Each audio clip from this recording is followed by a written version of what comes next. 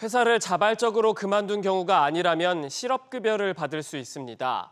이를 악용한 반복수급 문제가 커지면서 정부가 최대 50%를 감액하는 제도 개선에 나서는데요. 이른바 달달한 실업급여란 논란이 커지자 손질에 나서는 건데 노동계는 반발하고 있습니다. 보도에 오정인 기자입니다.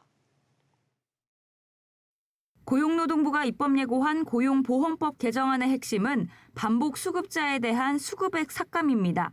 최근 5년간 실업급여를 2번 이상 받은 경우라면 수급 횟수에 따라 최대 50% 수급액을 낮추기로 했습니다.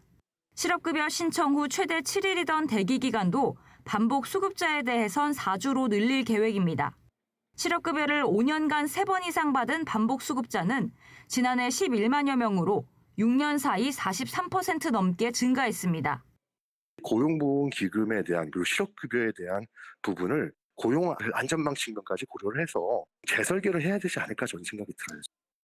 고용부는 재취업 노력이 있거나 임금이 현저히 낮은 경우 단기 예술인 등 일용 근로자들은 반복 수급 횟수 산정에서 제외하기로 했지만 노동계는 고용 불안을 조장한다며 강하게 반대하고 있습니다. 취약계층에 대한 그 보장 제도가 실업급여 말고는 거의 없는 상태거든요. 최소한의 안정장치마저 약화시키면 그분들의 생계는 이제 정말 중대한 위협이 될 수 있는 상황이기 때문에 고용부는 실업급여 누수를 막기 위해 지난 2021년부터 개정을 추진해 왔습니다.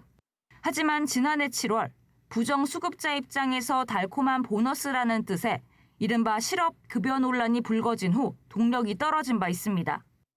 이달 31일까지 입법 예고되는 개정안은 오는 30일 개원하는 22대 국회에서 논의될 전망입니다. SBS 비즈 오정인입니다.